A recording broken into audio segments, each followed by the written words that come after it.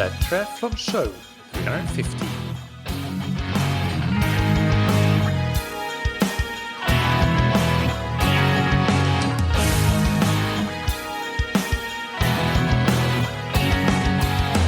Hey, what's up everybody, and welcome back to another episode of That Triathlon Show, the podcast presented by scientifictriathlon.com.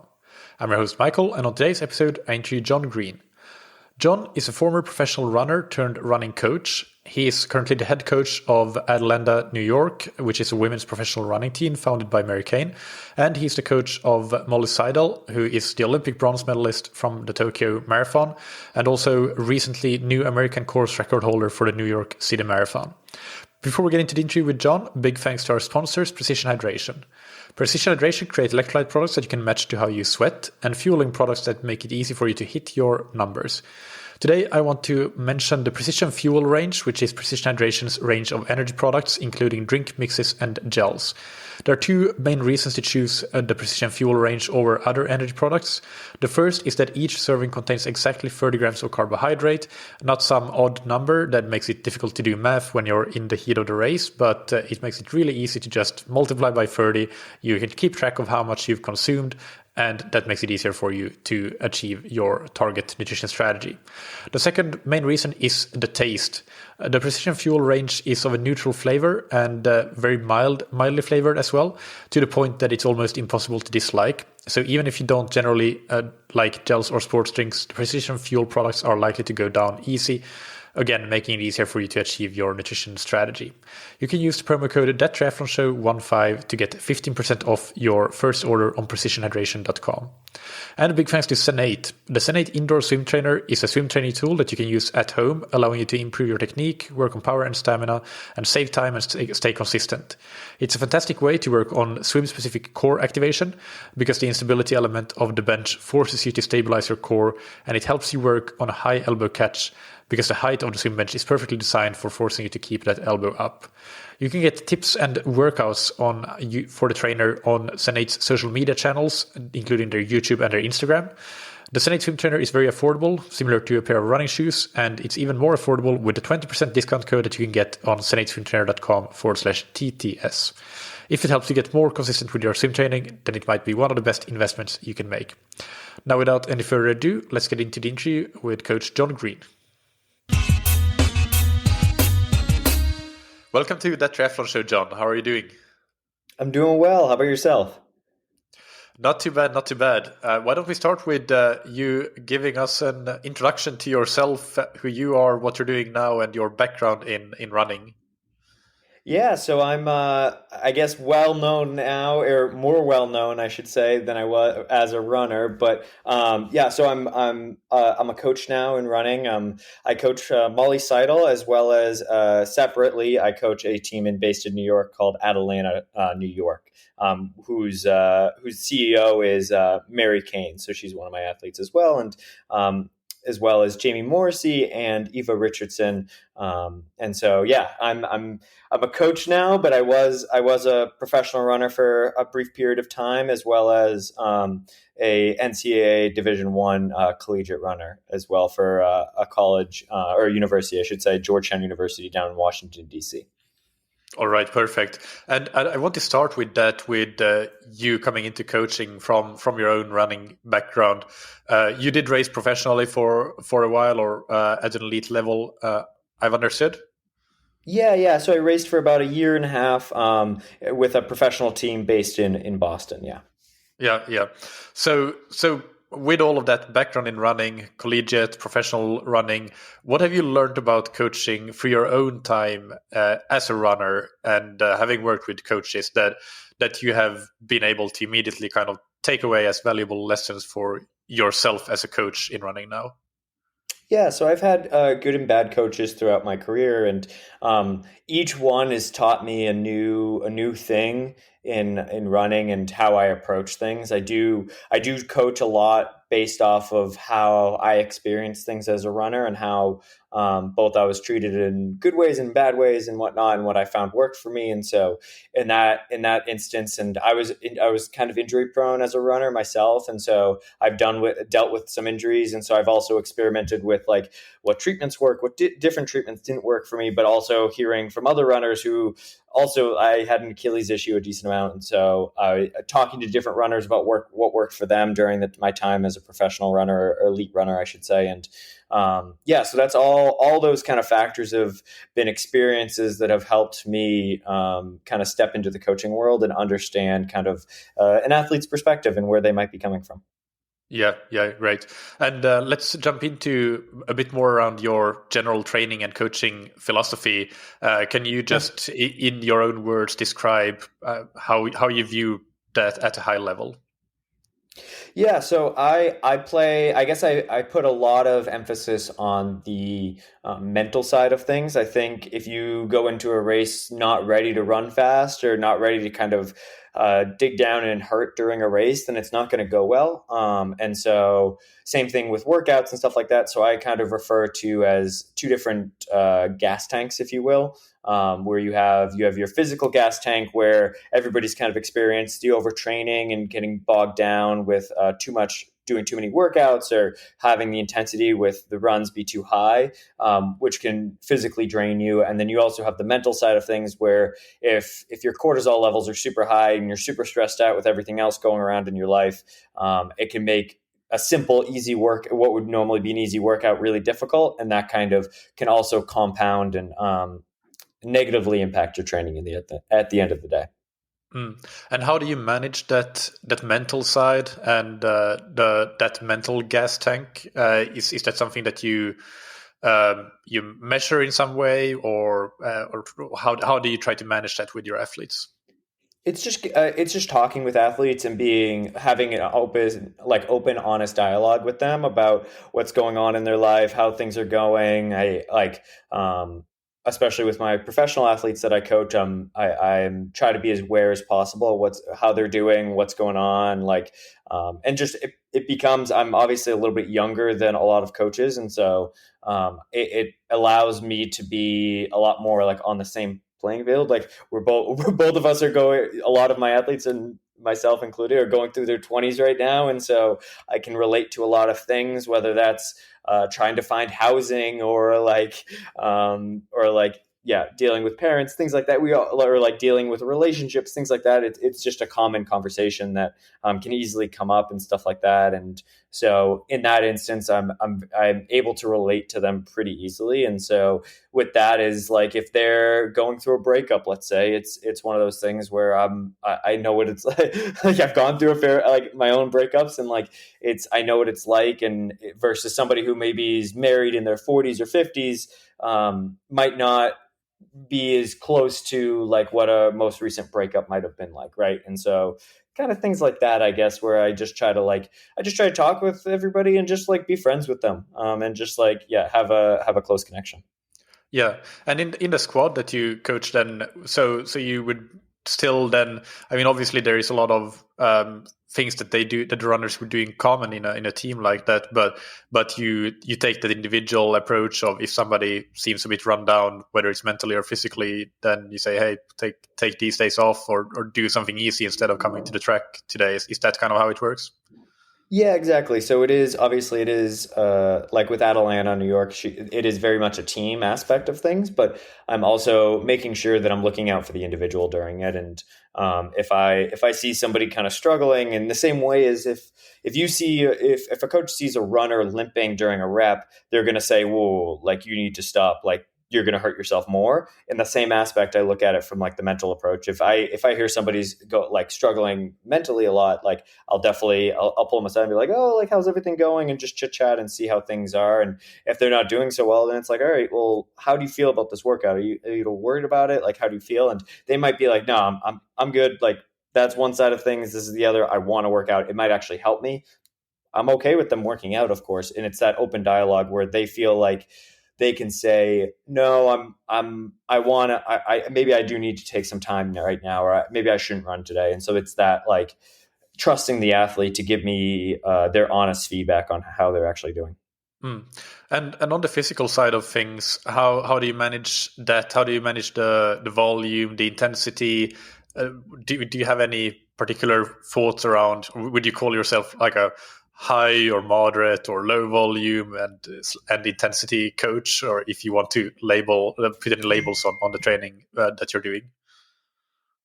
So I would definitely say I'm a higher volume coach. As a rule, I like running time on feet. I think that's super important. And intensity is where I kind of start to back off a little bit. And so that usually means I don't usually specify paces that need to be run on runs. But I do I do encourage, like, if I see a runner who's running super slow for them, right? Like, for example, like if my normal runner, like elite runners, run anywhere from 6:30 pace, I would say, for women on the women's side at least, like to 7:30, 8-minute pace. If I see one of my runners kind of running like 12-minute pace, it might be one of those things where, like, hey, listen, I know you're tired. Maybe we're taking this day off instead of going out and doing this run, because biomechanically you get lazy with things, if you will, and you're almost interrupting yourself to more injuries. So so just for listeners that are listening in kilometer pace, that would be 4 to 5 minutes per kilometer pace. So you're referring to the standard kind of endurance aerobic runs in that example. Yeah, exactly. Just easy running. Do you guys call them steadies?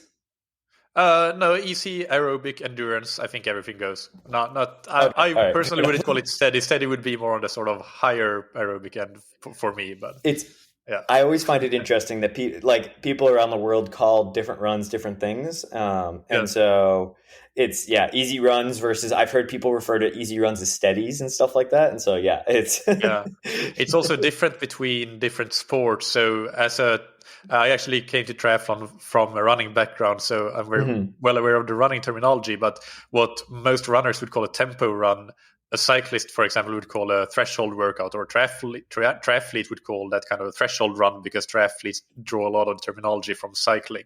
So that's also interesting.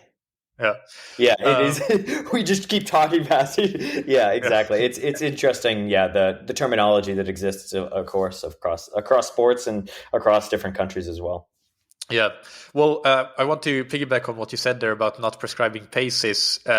Is that something that goes for the easy running, or also for the harder workouts that they're doing? And if that is for both of those cases, how would you prescribe? Is it more of a perceived effort that you prescribe by, or can you tell us a bit more about that? Yeah, it's a lot of perceived effort, but I'm also prescribing paces. So I'm also like, if let's say, for example, Molly's doing a progression run, I might say we're going to start at, let's say, 6-minute pace and progress down, and I'll be like, this is the speed limit that I don't want you running faster than.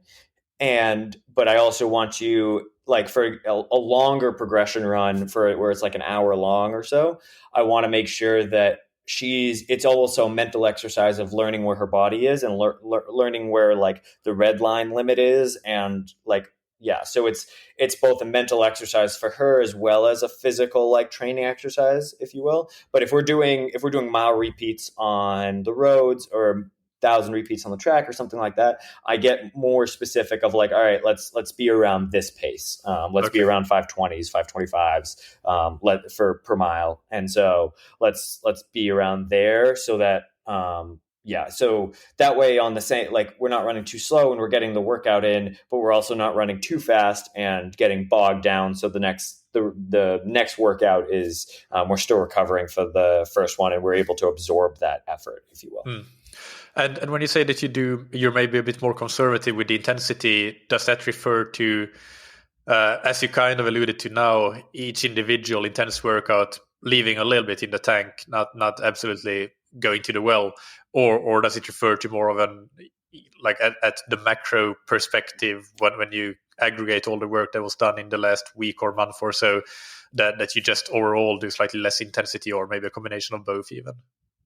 Yeah, I think so. I guess I have a little bit of a saying where I'm like, I want you to be at like 90. I want to work out and be at like 95 to 97% for workouts versus like, I don't want you walking away from the track being like, I don't like, I gave everything on the track. That was like a race effort. That's not what I'm looking for like sessions on the track or sessions for like on the roads or whatnot. I want to have a little bit left there. And so that, yeah, it's not something where we've given it all, but in the same aspect, if as you step back and look at it, that allows us to kind of maybe get in a little bit more volume in at times, and it allows us to keep that mental tank topped off the whole time, or maybe we're taking a little bit out of it each time, and so we're not getting buried and bogged down, and so it allows for more consistency, I feel, long term, basically. If that makes sense. So Definitely. and then there are times where you're doing hard sessions on the track where it's like, okay, this is like, maybe it's once a month, once every 6 weeks or so, you're getting on the track and you're doing something hard, but you always probably feel like, yeah, I could have done maybe one more rep and that would have been really difficult, but like we're being a little bit more conservative there. Yeah. And on the volume side, just to get an idea, what sort of run volume are we talking about here? And maybe it's different for Molly compared to the Atalanta NYC team, but what ranges are we talking about? I mean, so for somebody like Molly, it's super high. Obviously, like she got up to like 130, 135 miles per week in the Sapporo build, and so she's always like, she jogs into 100 miles a week. Like, for those, I don't know if everybody follows her Strava, but check it out, and it's like you can see the curve. Like, it's just super steep curve there. Other people, I have athletes that are running anywhere from 50 miles a week or 60 miles a week.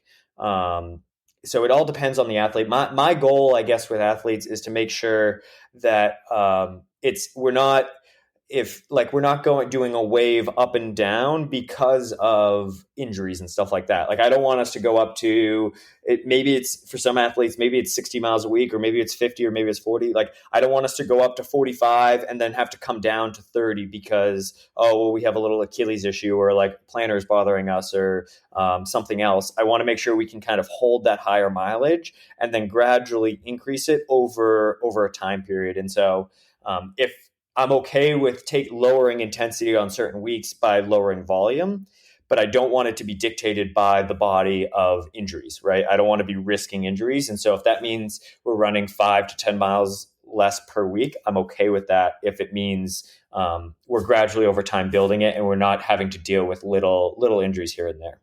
Yeah. And what about form work? Is that something that you do in some way or another? Is that a big part, or do you see that, well, the athletes that at the level that they are, the ones that you coach, they've already kind of over many years developed and optimized their form for their own individual anatomy? Yeah, so I feel like if you can, like, form is important, obviously. If somebody's doing something that is like blatantly like going to lead to injuries, I'm like, yes, I will kind of comment on that and try to change it and see if we can modify it. In the same aspect here, I think all the runners I coach are older and a little bit more like their bodies are set in their ways, if you will. And so I think if you go to change somebody's form completely, you're going to lead to them possibly being opened up to more injuries, which then is counterproductive towards like consistency at the end of the day. But so it's definitely on a case by case basis. I personally, during my when I was in college, I needed to learn how to run, if you will, because I was crossing my midline quite a bit with my feet. And so that was leading to a IT band issue. And so that was something I needed to relearn how to do, because I was crossing, as the guy I was seeing said, the worst he's ever seen. And so that was something where it was like, okay, this needs to be modified in order to make sure I'm not going to get injured in the future, hopefully. Yeah. And terrain and other tools like even treadmills and stuff? Is that something that you use with maybe? I mean, in New York City, it might be difficult. Well, you have parks, so I guess you have some Yeah. softer surfaces there. How do you use terrain and different running surfaces in your program? Yeah, so if we're going to be doing a road race, like Molly doesn't work out on the track a ton.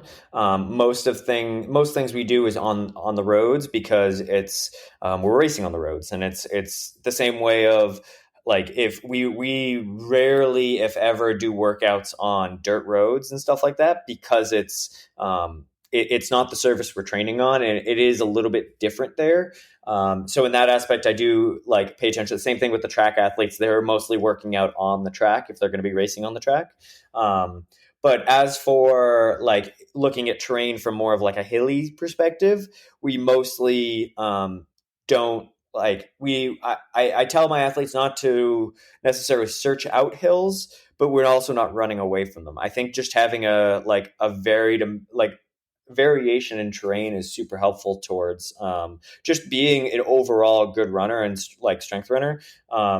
So if somebody's in the same way where I tell my athletes that you can run on trails, I don't have a problem with that until if we start running into issues, right? Like if I have an athlete that keeps rolling their ankle in these single track trails that are super technical, I'm going to be like, hey, listen, we need to be smart here because going back to the original point is it's affecting our consistency, right? Like we need to make sure like we're like being consistent with our training. And if we keep rolling our ankle and almost break your ankle, that's not going to help us, right? And so in that aspect, but I generally don't care as much. After seeing the course in New York City, like the downhills were something that like I think we should have worked on a little bit more if I was to look back at it. And so with Molly being in Flagstaff, I think doing some runs that have a little bit more of a steeper downhill just to kind of work on that. But obviously you can't, and just making sure we're staying like biomechanically efficient and not getting like loose as we're coming down the hill because of like that can cause more issues basically. Yeah, and it's quite interesting to hear actually because you do hear quite a few running coaches talk a lot about just getting the runners to run a lot on soft surfaces and staying away from the roads just due to the injury risk. But funnily enough, I just heard another podcast the other day with Max Paquette, who's associate professor at one of the universities in the US. I can't remember which one, but he's really good with biomechanics and also has now done work, or his students have done work on running surfaces, and he said that, well, it's really not that easy that hard surfaces are necessarily sparing you, or like that soft surfaces are necessarily sparing you from injuries any more than hard surfaces, and there's just a lot that goes into it. So it was quite enlightening actually, and a lot. He brought up a lot of things that I honestly had no idea about. But what I was going to ask about that is when it comes to shoes and shoe rotation and shoe use, is that something that you are actively helping your athletes with, like telling them, okay, run in these types of shoes, or rotate them at this amount of mileage, or like rotate them and retire them at this amount of mileage? What recommendations do you have for that? Yeah, so I don't like. I feel like that becomes into the micromanaging of an athlete, which I try not to do at all. Like I really like. At the end of the day, all my athletes are adults, and so they are fully capable of picking their own shoes out and running in whatever shoes they think are correct. In the same aspect, though, I do like. I'm kind of always looking at things and making sure everything is like checking out in a way, like making sure that like, yeah. So I'll like, if I see the bottom of a sole of a shoe and I see it's completely worn down and there's no like hard rubber on it, it's like, okay, well, why are we running in this? We need to get a new shoe. Like we like get a new shoe. Like it's not worth any type of risk we might be taking there. In the same aspect, if I see the back of an athlete's Achilles and I notice that it's all rubbed raw because of like basically their back of their shoe keeps bothering them, and like that's something where I'm paying attention in those kind of ways. So I'm noticing things if like either in the instance of like possibly getting injured because we've overused a pair of shoes, or if I'm noticing that like it's bothering like it's causing any type of pain or whatever. Runners, me included, can be stubborn at times. And so they're like, oh, it's fine. Like I can deal with like putting a Band-Aid on the back of the Achilles. Well, it's like, what?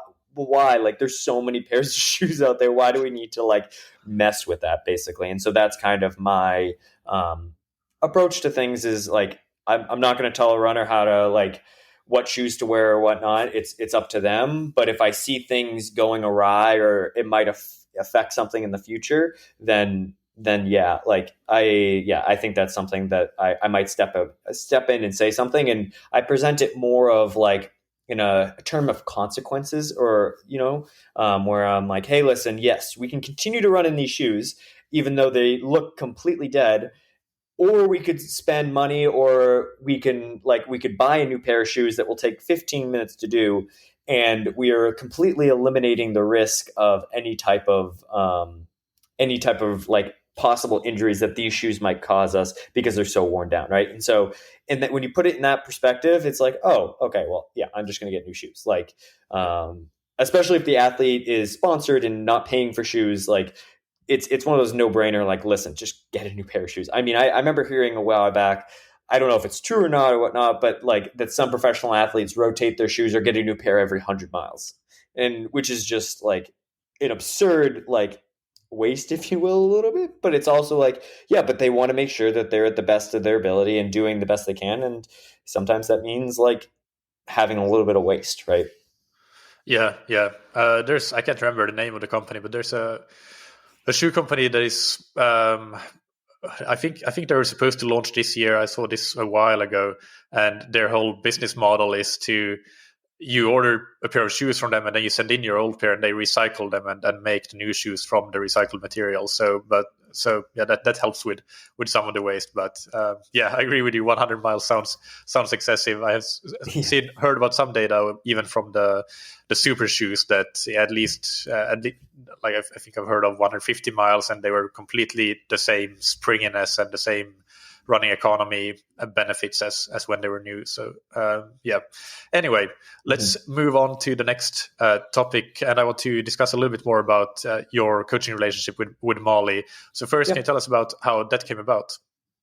Yeah, so we were both on that professional team that I mentioned earlier, based in Boston, and so me and her. So she went to Notre Dame in South Bend, Indiana, and I went to Georgetown University, and both of our teams are pretty close with each other, and so during that time we had known of each other, and kind of we went to Foot Locker cross country championships back in it would have been 2011, I think. And so we actually have a photo of us together where I'm actually standing behind Molly in the whole like class photo, if you will, for that year at the championships. And so we kind of randomly bumped into each other, knew of each other, friends of friends, and then we both ended up on this team together. And so we kind of hit it off immediately and became best friends. And she decided that she was going to leave the team, that it wasn't the best fit for her. And so she stepped away from the team, and I just shot her a text and was like, hey, listen, like, I'm happy to hold a stopwatch or help out in whatever way I can. I'm just interested in like maybe helping you out in this transition period, essentially. And we sat down, met at a cafe, and just kind of chatted for 2 to 3 hours about everything related to running, which in my book is everything in life, essentially. And we talked about what worked, what didn't work over time, what had been going on in her life right now, and stresses and stuff like that, and what she had planned in the future, what she wanted to do. And she was kind of just coming off of I believe it was a hip issue at that point. And so again, number one thing was just about consistency. And so we had found that the higher intensity work that she had been doing previously had probably led to a lot of the injuries that she had. And so we basically backed off the intensity. And again, she can walk into 100 miles a week really easily. And so we just kind of played with the mileage and bumping up mileage a bit. I think she was probably doing like 115, 120.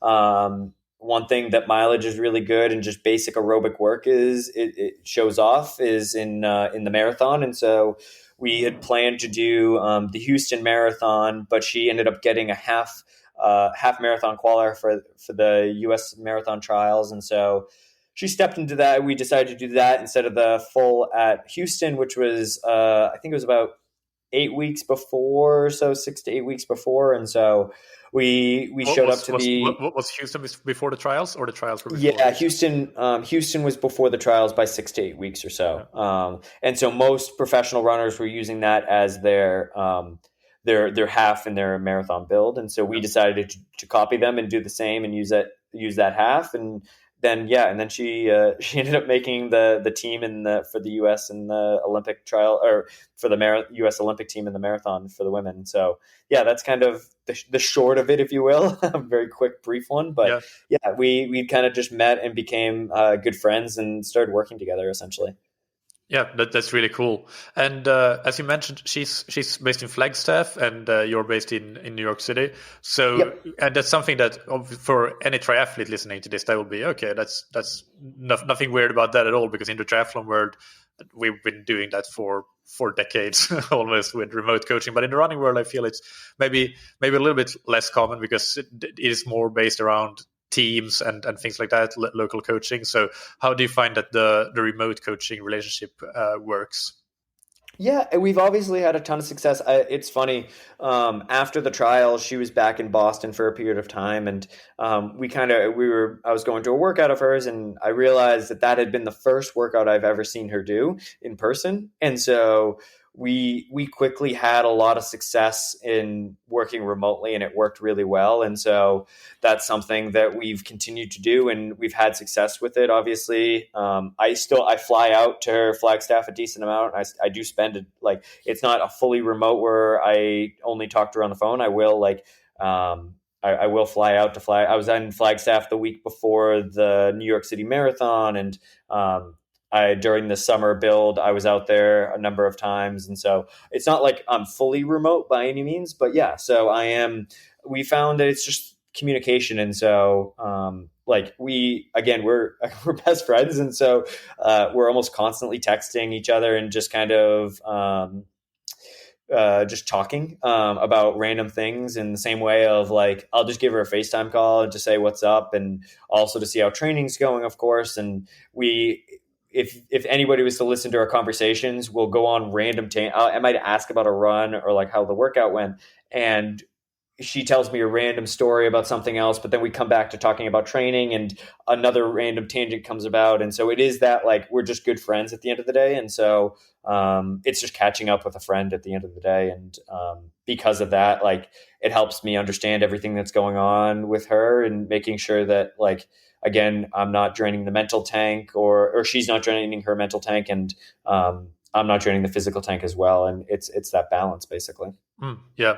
And if we talk a little bit more about the training she did leading into the Olympics, obviously she's had so much success now with first the trials and then the Olympics, and now New York City Marathon most recently, that but the Olympics is kind of obviously the biggest stage, if you will. So it would be interesting to hear a little bit more about how she built into the games, what her training was like. So can you explain that a little bit more?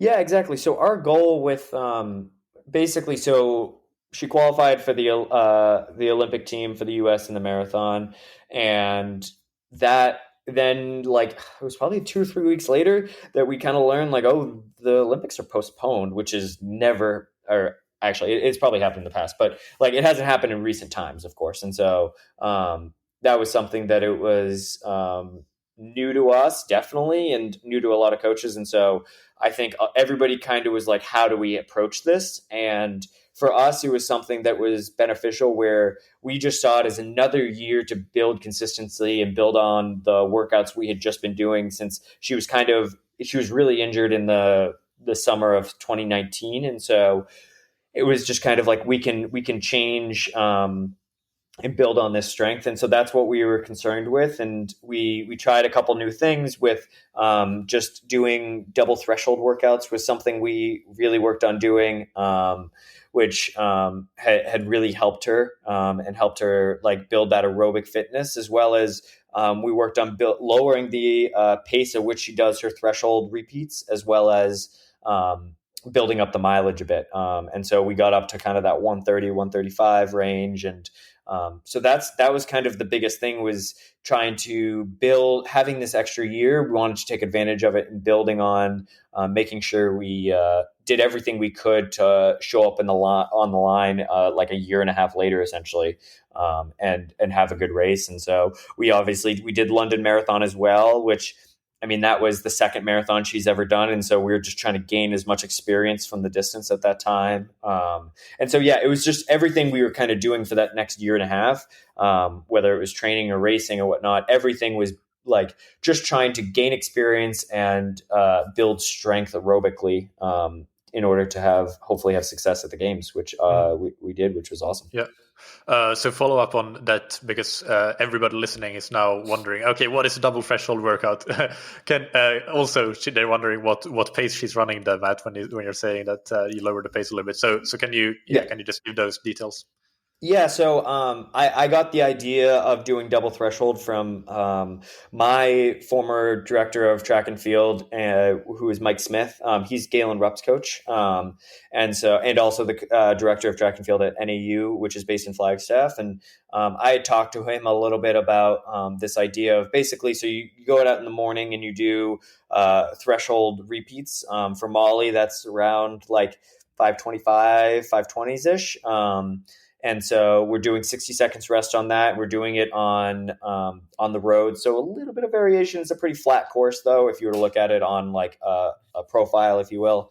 And then in the afternoon, usually for Molly, we're going down to Sedona, which is, I think, about 5,000 feet. And we're doing earlier in the build, it's mostly just mile repeats again. So it's 2 sessions of mile repeats.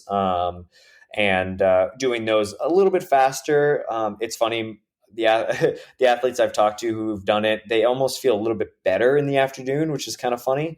But it's a shorter session. They're maybe doing like Molly's doing 4 by mile in the evening, and just kind of getting a little bit extra aerobic work in on that day. And it allows her to do more volume on the day than if she was to just do like a straight session. And I found it helps not drain that mental tank, because you're breaking the sessions up essentially. Yeah.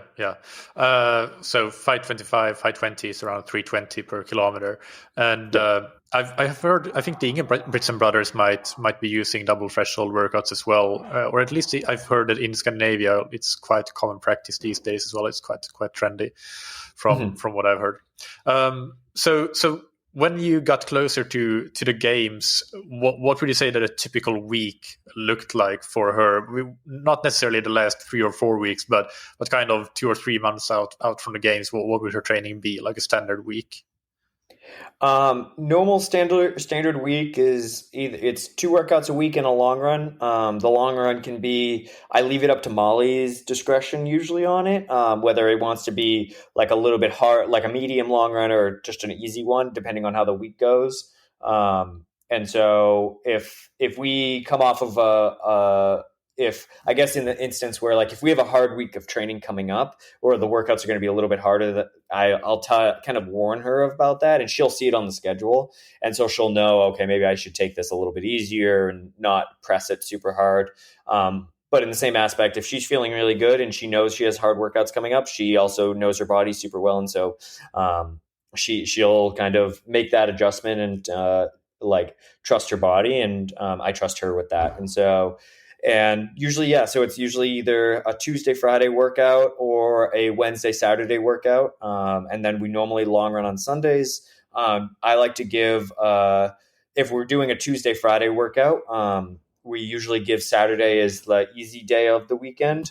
And then Sunday is the long run. I like to give a little bit of gap so that the long run can be a little bit more higher quality than if it was stacked up against a workout. And then we operate on a 7-day schedule. Mondays are the start of the week. And so, it's pretty basic. It's nothing special or anything like that. Like I said, everything's kind of thrown up on Strava. So people can kind of check out and see what she's doing. And, I definitely don't advise everybody to do what she's doing. What she's doing is crazy at times. And so, but yeah, like I'm pretty open with, what we do for workouts and stuff like that. It's, it's fun to engage with the community, triathlon or running or anybody who's interested in the workouts that she's doing. Yeah. So let's dig deeper for those that don't have Strava or don't want to dig into that deeply. Yeah, And just want exactly. to hear Yeah. it directly. So the workouts that you do on a Tuesday and Friday normally, would they be predominantly of, for example, threshold nature, or do you mix it up and get in faster intensities, like approaching 5K, even faster intensities? What is the do you have a kind of thinking around that for a marathon runner like Molly? Yeah, so we definitely don't do super fast stuff. We generally won't touch anything faster than 10K pace stuff. She will do she'll do 200s if you like.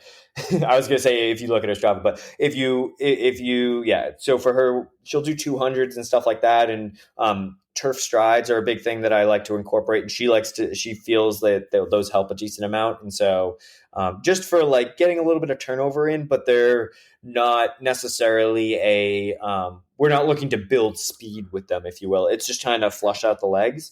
But yeah, as in the beginning, it's a lot of just like long aerobic work, a ton of volume, trying to increase like a lot of threshold, a lot of longer progression runs and stuff like that.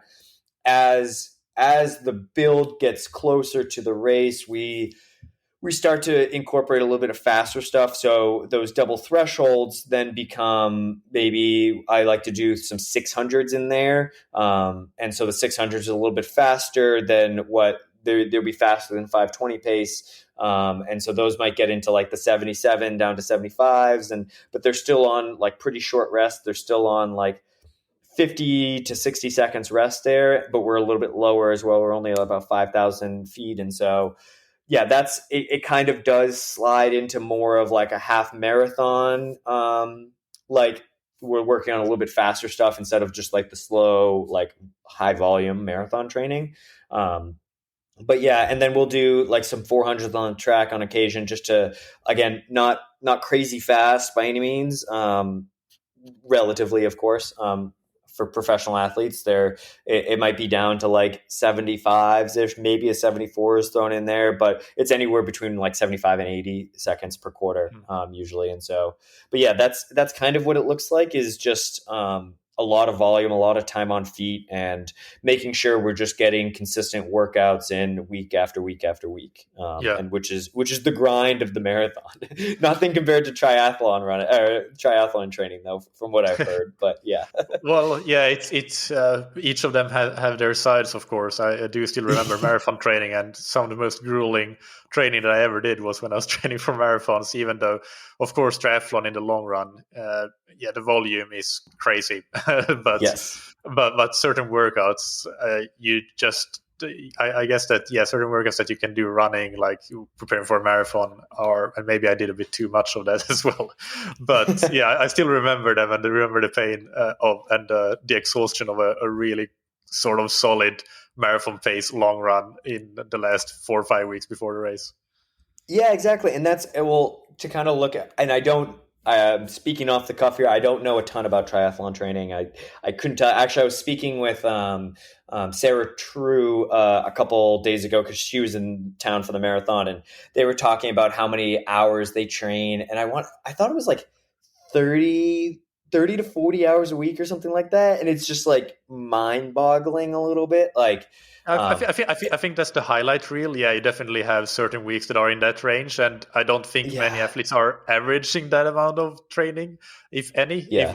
But yeah, you have a lot of professional athletes that are averaging 25 to 28 hours per week, and then you have some that might get close to 30, even as but yeah, you definitely have some athletes that will in their peak weeks reach definitely 35 hours or so. Yeah, which is just kind of like, it's nuts. It's amazing what you can do when you're not doing an impact sport the entire time. Obviously, like with cycling and running, or cycling and swimming, it's one of those things where it's not impact, and so yeah, you're not. It's a different limitation of your body, and so versus us, where we're worried about either stress fractures or tendonitis issues or something like that. Where it's it's wild. Yeah, I swim like a rock so that's my excuse why I don't need to swim. So yeah. I've always thought that that if runners started to do a bit more cycling as cross training, just get more aerobic volume in, like that they could reach even higher performances potentially just by, because you tend to see that cyclists have slightly higher VO2 maxes than runners do. Mm-hmm. And I think a lot of it might have to do just with the higher training volume, a lot of it at low intensity. So I'm just wondering if runners started incorporating some aerobic cycling as cross training and got their training volumes up, if they could benefit from that. But maybe it would also just impact negatively on their run training. So yeah.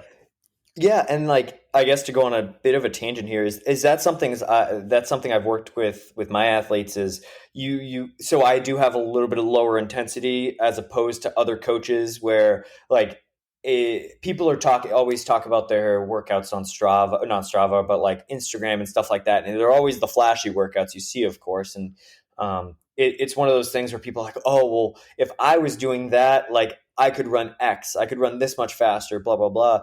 But in reality, it's a game of what ifs, and you can what if yourself to death. But at the end of the day, like if these workouts lead to you getting injured, then it's not worth it. At the end of the day,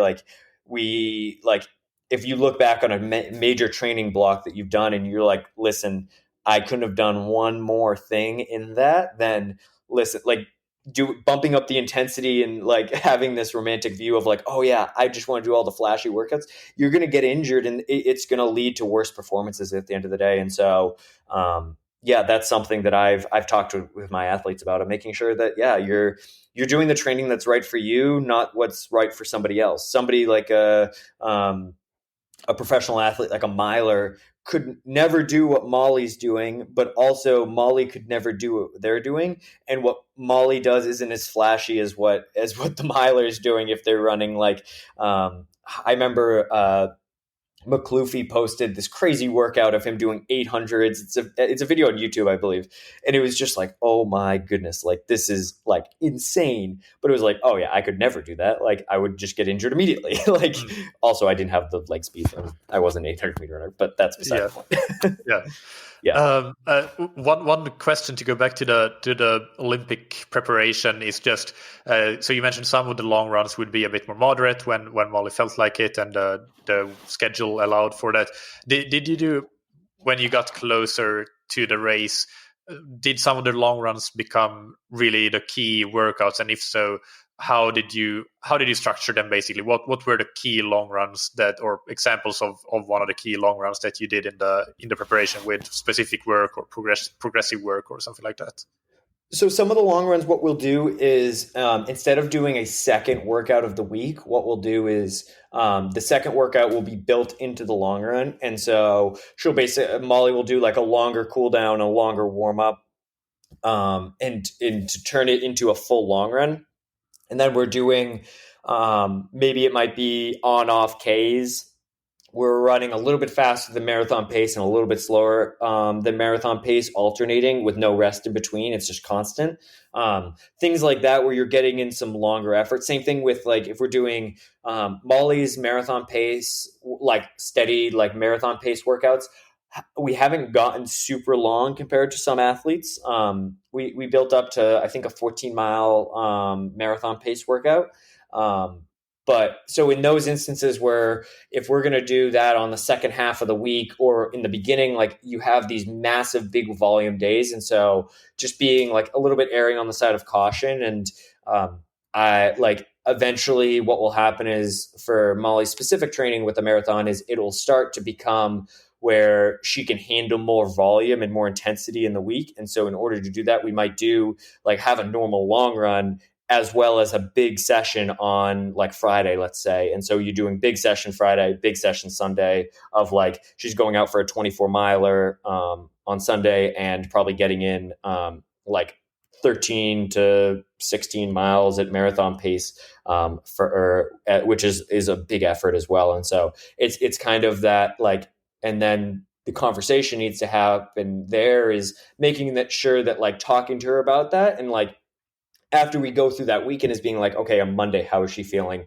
Tuesday, how's it feeling? Like do we have any like little injuries that popped up? Like, did your knee start bothering you? Like, how do we feel here? Did you feel like you were absolutely dragging on Sunday? Like, and it's that conversation there of being the like understanding the whole scheme of things of how everything's feeling at the end of the day. Yeah, that's good. That's good. Really good. One other thing I wanted to come back to was the easy runs, and how do you prescribe them? Do you have a maximum pace allowed, or do you just say easy and then you leave it to the athletes? And do you ever have problems with some athletes that tend to run too fast for their easy runs, and you have to kind of rein them in? Can you talk a little bit more about the intensity for or lack of intensity for easy runs?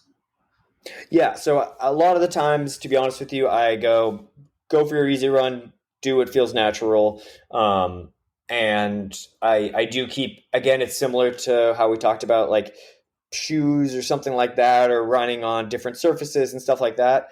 I do try to keep an eye on things to see if to make sure everything is going well, and kind of try to have foresight on it and being like, okay, this person's running 6-minute pace for all their runs. Like, that's not going to be beneficial. That's going to it's fine right now because we're doing just a base phase we're not doing any workouts really. We're just kind of building up. But as soon as we get into workouts, they're going to get destroyed because they're not going to be able to handle everything. In the same aspect, if I see a runner going out and jogging, like we said earlier, I will say something as well, because I think that can lead to injuries as well. And so it's just kind of keeping the medium good, and just making sure like the extremes aren't being hit. In the same aspect, if I see a runner going out who normally runs 6:30 or 6 or 7-minute pace and going out and running 8:30 on their runs, I'm going to ask them like, hey, is everything okay? I noticed this. Are you okay? And they might have been like, oh yeah, well, I'm actually a little sick, but I didn't want to tell you because I didn't want to miss this next workout. And that's kind of where I come in as the coach and be like, well, that's like, you need to tell me these things because it's going to affect directly how this workout's going to go. And so I might say like, say this happens on Wednesday, I might say, okay, well, let's see how you start feeling. If we need to push the workout back to Saturday, we can do that, whereas normally going to be on Friday.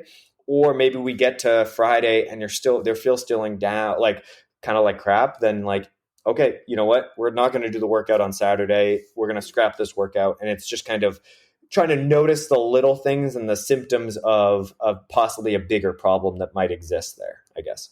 Yeah. What about strength training or strength and conditioning or other cross training? Is that like mobility and things like that? Is that something that you incorporate in your coaching?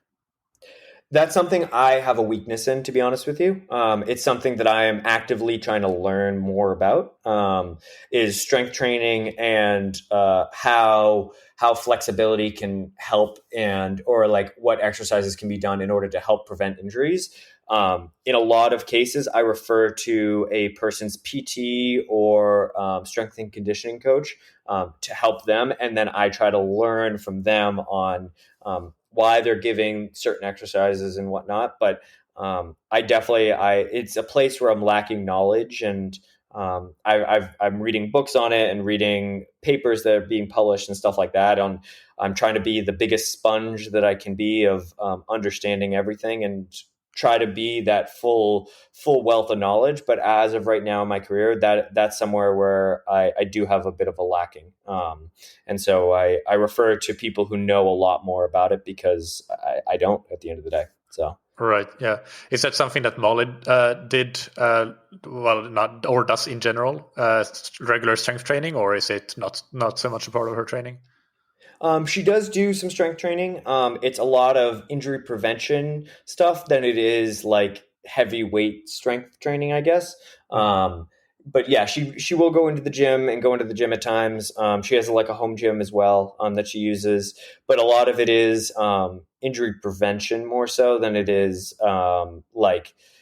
she's not trying to max out on her like cleans, you know. So yeah. Or maybe those biceps curls, but that's it. No, yeah, exactly. Yeah, she's benching like like 150 pounds. It's wild. One question I wanted to ask you as well is how you view quote unquote speed and how important that is for distance runners. Is that something that you think that you learn to run fast first, and then you kind of try to extend speed and you build endurance, and then you can, especially if we're talking about maybe a runner that is younger, that is kind of a view that a lot of coaches hold. Or do you think that actually, well, a lot of speed really comes from just aerobic strength? Like you can run, like running 3 minutes per kilometer or 5:30, 5:15 per mile is not really speed. It's just being a really good endurance athlete. So yeah, how do you view that speed, and is it a prerequisite for distance runners, or is it something that they develop as they develop that aerobic engine? Yeah. So at the end of the day, it's speed is something that naturally occurs in somebody's legs, right? I will never break 10 seconds in the 100, right? To give an extreme example. In the same way, you do need to be aerobically fit and aerobically calm going into, I mean, we're looking at the 5K or 10K, if you're struggling to get to a quarter to go there, then you're not going to be relaxed enough in order to close in like a 52 or a 53, right? If you're like at the top of the sport. And so does need to be that, like, you need to be aerobically fit enough to get there, and aerobically fit to make it through the rounds, and strong enough to make it through the rounds, so that with that final lap to go, you're comfortable.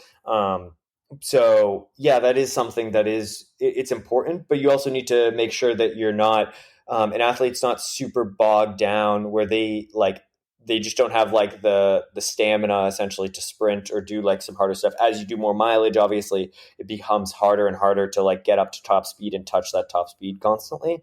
And so it is a balancing act there. Somebody like Molly, where we're never like, she's not like, I also believe, I guess, yeah, I'll go with that. So like with Molly is something where she's doing a ton of mileage, and we don't need to necessarily do a ton of like speed training. Like I said, most of our stuff, we don't really get faster than 10K pace stuff unless she's doing some just turnover, which is more about helping her feel good for the next coming workout or next coming run.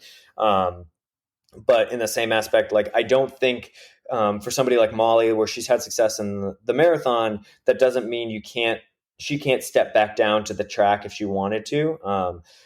She said it in other interviews, so I'm quoting her, but she doesn't love running on the track. And so, but that doesn't mean we don't incorporate it. She did a 10K race where she paced some friends to a Olympic trials qualifier in the 10K. And so that was something where she does step onto the track, but it's not her favorite event. And so we don't necessarily need to worry about doing some like higher intensity things. Cause again, in the beginning, that's when I started coaching her, we were worried about making sure not to get injured. And we're trying to make sure that she stays consistent and not injury free for the most part. Yeah. Yeah. If you have a 5,000 or 10,000 meter runner and they kind of, they come to you, they still have gaps to, gaps that they need to minimize to get to the level where they want to be, both on the kind of endurance side and the speed side. Where would you start? Is that a question that you can answer? Like, what is the priority? Yeah, I mean, I guess looking at like what a block would be going into trying to run a fast 10K or running a championship 10K or 5K is going to be basically in the beginning working on aerobic strength and really honing that aerobic strength, getting strong. And then as we get closer and closer to that race, we're starting to sharpen up a bit, I guess, and we're doing faster workouts. We're doing VO2 max workouts during that first kind of period, I guess. And then as it's becoming a little bit more, a couple more VO2s, but we're also start doing some faster stuff where we're touching mile pace stuff a decent amount, and volume is also coming down at that point. So it is like a transition into, so that when we get to the 10K or 5K, we're not in just like straight we haven't just been doing threshold the whole time, but we have the aerobic strength from earlier on, but we have the like turnover, and we feel good running biomechanically like at speed. Yeah, yeah, that's great. And we've been talking about professional running, professional runners here mostly, but Yep. if you could give three pieces of advice for amateur runners that want to improve their running performance, what would that be? I feel like with being in the professional world and kind of being surrounded by that, I do coach amateur athletes on the side. So I do that. And so I work with them. Is I feel like the biggest thing is making sure like the athletes are they see what the professional runner is doing at times. I feel like, and this isn't everybody, of course, this is a generalization, but they see them doing these crazy things and they think that they're not like the pro athletes are just ignoring what their bodies are telling them, but they're actually super in tune with the body is telling them, and their body is just able to accomplish this work without giving them issues. But as soon as a professional runner has issues, they're listening to their body and immediately trying to address it. And I feel like that's something that more amateur runners can lose sight of, is not listening to their bodies and kind of letting their bodies like get dug into a hole where it's hard to get out of and stuff like that. And so that's kind of, I guess, that's one big one I could think of, where it's like, listen to your body. Like if that means you're running slower on easy run days, like that's fine. Like you don't need to do that. Like you don't need to hammer your easy runs in order to run a fast race that you have coming up, I think. And I think just having fun with it at the end of the day is the number one thing. Like all my athletes, obviously there's good days and bad days, don't get me wrong, and they'll be the first to tell you where there's days where they wake up and it's pouring rain outside, and it's they don't want to get out of the bed and they don't want to go out for a run, but they have to because it's their jobs. In the same aspect, it's like, if like for the amateur runners, like yeah, there's times where you need to get out of bed and you need to go for a run, but there's also times where it's like, yeah, maybe you lay in a little bit and you run at 11 a.m. instead of like 9 a.m. or at 5 a.m. or something like that, or you postpone your run a little bit, and it's taking and allowing yourself to enjoy the run, I guess, at the end of the day. Yeah, yeah. And when it comes to specific training for the marathon, what are 2 or 3 key workouts that you would recommend would be good choices for most runners in a build up to a marathon? I think longer progression runs, and it's obviously going to vary athlete to athlete of how long that progression run is of course. But I think that is just such a beneficial workout for like learning like your body and learning from your body of like, oh, this is where my red line is. This is because there'll be times where you progress too fast and then your body's like, nope, we're not at that fitness yet. And it bounces you back up and you have to slow down, which is obviously not the goal of a progression run. It's to get faster each rep or each mile continuously. And so it's learning about your body in the same way of, there was a workout I did in college a lot, which was 6 miles at 90-30 fartlek, where it was 90 seconds on, 30 seconds off. And of course, you can do shorter versions of that. You can do longer versions of it. But the 90-30 was a really good way to kind of learn about pacing without looking at a watch, because usually GPS watches aren't quick enough to catch like 90 seconds and get like an actual pace of what you're running. And so you have to, again, feel it out. And then 30 seconds, if you overcook yourself in that 90 seconds, like it's going to take multiple 30 seconds like reps to catch back up. And so it really teaches you about balance of running and whatnot, and learning about your body. And then again, at the end of the day, like it's just threshold, like strength work of like getting on the track and putting in the work in order to build that aerobic system that you have. Yeah, yeah, and those are all great examples. I like that 6 miles 90-30 fartlek, because that's a long time as well for a lot of athletes. Fartlek workout is, especially amateur athletes, I feel it tends to be quite a bit shorter, perhaps, or at least not as much work at that intensity. So maybe more of a 1-to-1 work to rest ratio than the 3-to-1 that you have there. But actually, as you say, that's a great way of making sure that you really work on pacing and getting that balance right between not overcooking the early 90s, because you still have a long way to go at that point. Exactly. It's always whenever I prescribe that to one of my athletes and it's their first time doing it, I warn them multiple times beforehand. Like you will, like if you are not careful, you're going to suffer during this work. Like you're going to make it a way harder workout than you think. Like start easy and then progress gradually as you see fit. And almost every time they come back and they're like, I went out too hard. I died. And it's just like, but it's that learning curve, you know what I mean? And Yeah. that's a super beneficial workout at the end of the Yeah. day. You can't do that 90 seconds much faster than maybe a tiny bit, a fraction faster than threshold pace, but not much faster than that, I don't think. And or what sort of paces would your top runners do it at?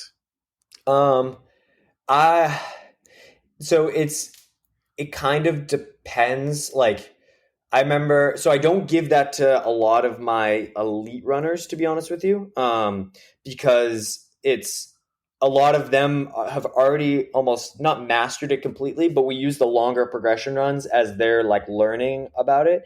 For the more amateur athletes is when I give it, or as like an introductory workout for the more professional athletes.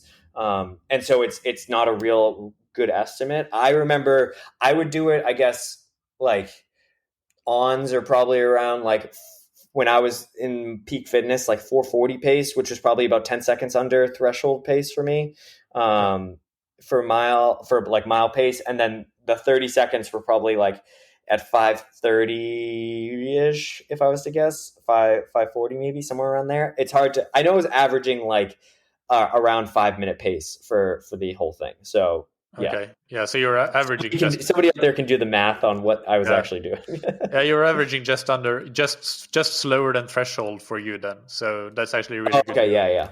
So yeah, you're right then. You're spot on. Yeah. Well, yeah, no, actually, I wasn't, because I was thinking that the 90-second repeats would be at basically threshold, but actually they are quite a bit faster. Still. Oh, okay, gotcha. Yeah. But you're averaging a little bit slower than threshold then at that point. Yeah. Yeah. So. Yeah, but obviously you need to be quite fit to be able to do it in that kind of It's way. a hard workout. It's not fun. I've blown up multiple times on it. And well, you've already kind of answered this question. You said that you're learning a lot about strength and conditioning at the moment, but is there anything else that you're currently learning about or are just fascinated by and trying to get more information on? Everything, man. To be honest with you, like I am trying to learn as much as I possibly can. It's funny, like right now with New York City, I took a little bit of a downtime I had other things to focus on, with just the chaos that was the week leading into it and whatnot. But I'll like at any one time I'll have like, I feel like 30 tabs open with a bunch of different studies. I just go down a wormhole of like looking at like anything that affects endurance runners, basically, like anything that could possibly help a runner run faster or help prevent injuries or help them do well with traveling and stuff like that. Like if a runner is struggling with getting out of their comfort zone by traveling because they haven't done it a lot, I try to learn about that. And I'm always trying to learn from the mentors that I have in this sport, and which are my previous coaches and stuff like that, and just trying to learn as much as I can constantly about everything, because hopefully one day it'll all pay off, and I'll refer back to like, oh, I remember reading this. I remember like this might be a good way to segue into it. And so I save all the articles and just have them in a folder of like, things that I can learn more about, basically. So constantly everything. Great. So now let's move on to the rapid fire questions. So take just one sentence to answer each of these. And the first one is, go for it. What's your favorite book or resource related to running or endurance sports? Favorite book. It's not a healthy book, but it was a really fun book that I read, and it was influential in like how I like approached running, and it definitely didn't make it it was an interesting book, and seeing like the bad side that can happen in running, but also in cycling. It was The Secret Race, which was a view into Lance Armstrong's team during and how bad it was, basically, which is. Yeah, it was that was really like influential in seeing how things can go really badly. Yeah. What's an important habit that you've benefited from athletically, professionally, or personally? I sleep a lot, and when I don't get a lot of sleep, I become kind of grouchy. And so I'm to this day, I'm still in bed at 9 p.m. and wake up and get all my sleep that I can possibly get. I don't run well off a limited sleep. Yeah, that's great. And finally, who's somebody you look up to or that has inspired you? Whew, that's a difficult one. There's just so many. I would say all my coaches at Georgetown. Whether it's Pat Henner, Brandon Bonzi, Mike Smith, or Julie Cully. They're all super helpful. Every single one of them has been really influential and helpful and guided me. Yeah, that's fantastic. And finally, where can listeners follow you on social media, website? You can mention both the Atalanta NYC squad as well, their profiles where we can follow how your team is doing. Yeah, so Atalanta, New York City is the name of the. I'm going to pull it up. I just want to make sure I got it right. Atalanta NY is the team I coach for based here in New York City. Obviously, by golly Molly is Molly Seidel, who I coach separately from that team, but also a great follow. She's kind of funny on Instagram. I'm Go Green XC on Instagram, and that's the best way to reach out to me is usually sliding into my DMs, and I try to check them as best I can. But yeah, I'm usually pretty friendly and happy to answer any questions usually that people might have. But I might be a little delayed in them at times. Thank you so much for taking the time to coming on and chatting to all of the listeners through this podcast. I really appreciate that, Jon. And good luck for the rest of the racing season. If there are any races left, we're coming to the end of the year here. But if nothing else remains, then the next year there will be plenty of racing to go. So good luck with that. Thank you. I appreciate it. Thanks for having me on. I hope that you enjoyed that interview. As usual, you can find the show notes on scientifictriathlon.com, where we'll have links to Jon's Instagram as well as the Atalanta New York website. And remember that you can find, if you're interested in running-related episodes, you can find that on the episode archives page on scientifictriathlon.com. We have an automatic filter, so you can just select the category you're interested in, whether it be running, swimming, cycling, strength training, whatever it may be. You can find that easily in just one click on scientifictriathlon.com. While you're browsing scientifictriathlon.com, be sure to check out our services and products, including coaching, our training camp, and our training plans. If you're serious about improving your triathlon performance, then we do think that we are one of the best places around for that. So don't hesitate to reach out if you have any more questions about what services or products might be best for you. We'll be back next Monday with another episode. At the moment of recording this, I don't yet know which guest and topic it will be, but I have a feeling it will be a good one, so stay tuned. Tune in as usual, subscribe if you're not already subscribed, and I'll talk to you then. Finally, big thanks to our sponsors, Precision Hydration, that you can find on precisionhydration.com. Go and take their free online sweat test to get a personalized hydration strategy and book a free consultation about hydration and nutrition with one of the PH experts. Use the code THATTRIATHLONSHOW15 to get 15% off your first order of electrolyte and energy products. And thank you to Zen8. Use the swim trainer to improve your technique, power and stamina and increase your swim stimulus frequency even when you can't go to the pool or open water. Get 20% off your order of the Zen8 swim trainer with the promo code that you can get on zen8swimtrainer.com/TTS. Thank you, as always, for listening. Keep training smart and keep loving triathlon.